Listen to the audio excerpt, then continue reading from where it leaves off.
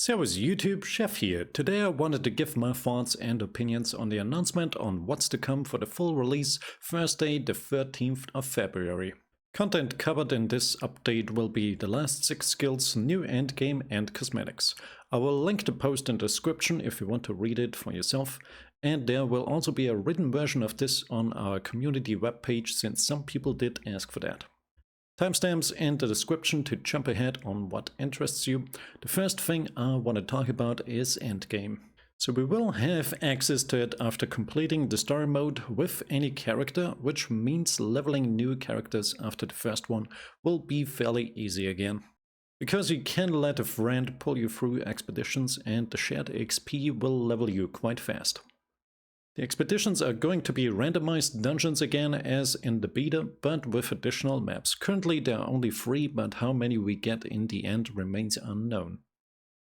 In addition to loot from expeditions, we will now also be able to build constructions in the city of Stormfall, the main hub. The harder the challenge, the faster the projects complete. There's also a new mechanic called productivity. If we have a look here at the first facility revealed, the Stormfall Palace, this will permanently up the productivity, which will speed up constructions. The other facilities will unlock more powerful options. For example, the second one is called Stormfall Institute. This will give us an additional passive point. My guess will be that we are going to get 1 passive point every other second level up to 80, and the last few points will be unlocked here. However, there is no information on what the cap on passive points will be.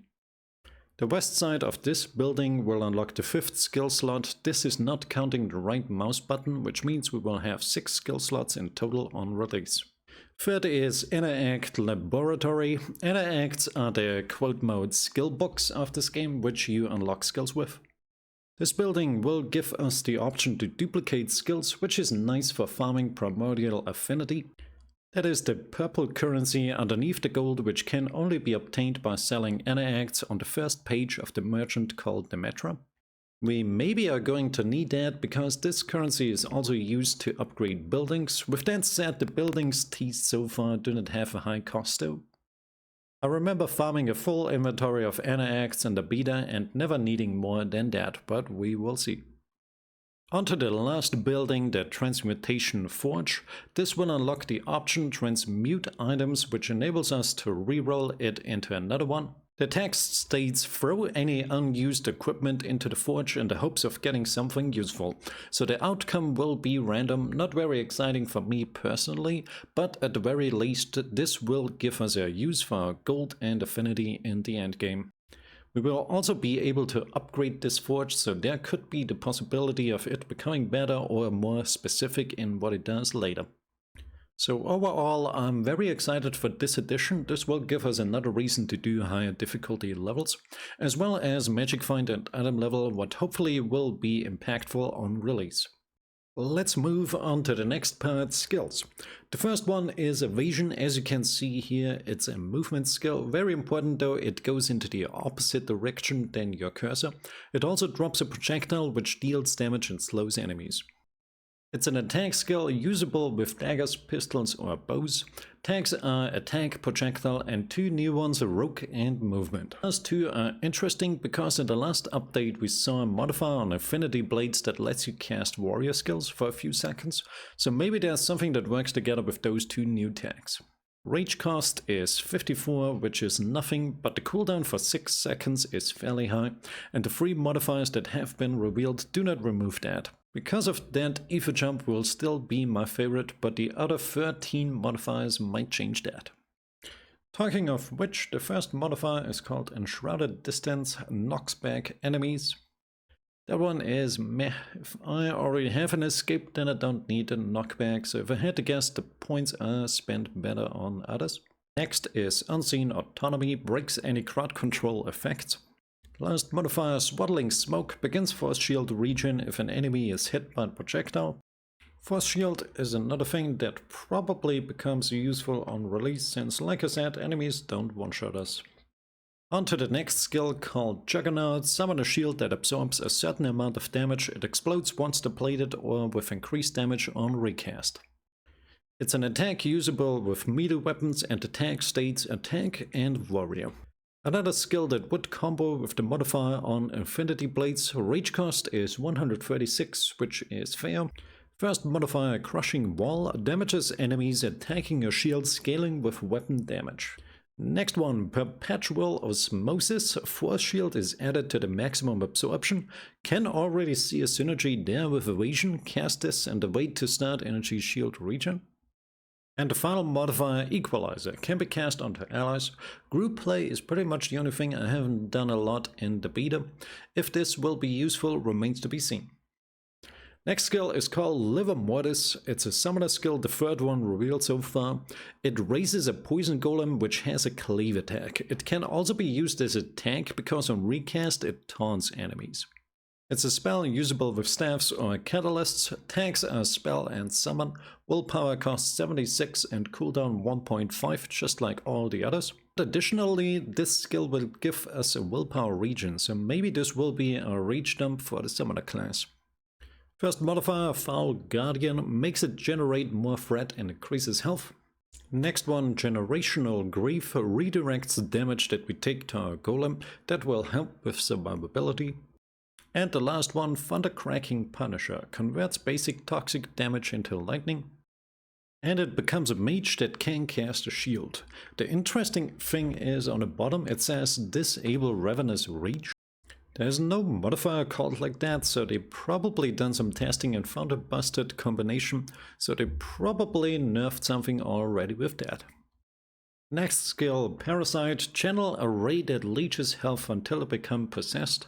After that, restore target to full health again. It is a spell and attacks state summon, so I guess we take control over the enemy once it's possessed. But it does not state that you could control it wherever it goes with a recast, so how useful the skill will be depends on how good the AI is. Willpower per second 58 should be alright, and cooldown 0.5, which seems odd. Maybe that determines the ticks on the leech. First mod, Leaking Life, leeches force shield instead of health. Next one, on Shoulders of Giants, possessed monsters become stronger, so DPS increase. And last one, House of Leeches, heals an ally but with your own health. I don't know how I should feel about that. There have been a ton of skills and modifiers that work on allies, so they are really pushing group content. I wonder how it will turn out in the endgame. I did not enjoy the support barb in Diablo 3, but maybe this will make actual healers viable, which sounds more fun to me. On to the next, called Plague Burst. Creates an area of effect which explodes enemies or allies on death, dealing poison damage. It's a spell, willpower cost 97, decent, cooldown 10 seconds though. I don't know how long this lasts and if it's stationary, otherwise this might be an issue. But it does combo well with Feeding Swarm, since you can let them charge and explode at target location on recast, so if this stacks it would be a nice combo. Modifiers are Expendable Meat, summoned allies explode on cast. Like I said, we could already let our Feeding Swarm zombies explode, so I'm not sure how useful this will be. Next, Noxious Smog, leaves a poison cloud after explosions. And the final one, Vidiation, increases explosion damage per ailment stack. That one looks decent for clearing, depends on scaling on this thing per stack. It's very easy to get tons of stacks from different ailments on enemies. Next skill, Solar Fall, channel a damaging area of effect from the sky that follows the cursor. It is another spell. Willpower cost per second 145 seems extreme. Cooldown 0.5 probably refers to damage ticks. First mod, Sunrise, makes the area static and can be recast to change location. I wonder if it still requires you to stand still then to channel it. If it frees you up to do other stuff, that would be an amazing skill. Next, Plasmic Eruption, creates a nova when critting. Wow, awesome node. But it also has a cooldown, so if this will be good depends on the time and if cooldown reduction affects it.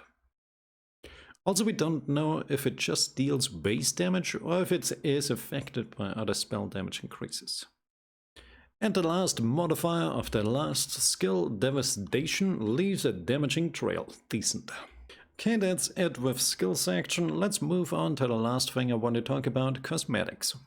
We will get 140 dyes which we can use to color our equipment. In the different channels looks like there will be 8 slots. We can also change the base skin, which is unlocked by finding the specific item. There's a restriction on weapon type, but not on armor, so any armor can have any skin on it. Personally, I don't really care about this. I usually go Diablo 2 style, since back then the most powerful items looked like beginner gear, but the stats on it were powerful. But let me know in the comments if you are hyped about Lords of Fashion. And that's it for this week's status update. This will be the final one until release. I'm so excited, I feel like a child again waiting for Christmas. I will rush to endgame and start building ASAP, so stay tuned for that. It will be the next video project that I make. But I have not decided yet what build I want to do first, I just don't have enough accurate numbers. After that I will also do a leveling guide, since we will get 3 acts and the cap will be 90. That one should be very useful. But until then I will practice speedrunning over on Twitch. There will also be a 24-hour stream on release on the 13th of February with a giveaway of 3 Steam keys for Wolcen, sponsored by Wolcen Studio. Thank you all for your support and I'll see you in the next one. Servus YouTube.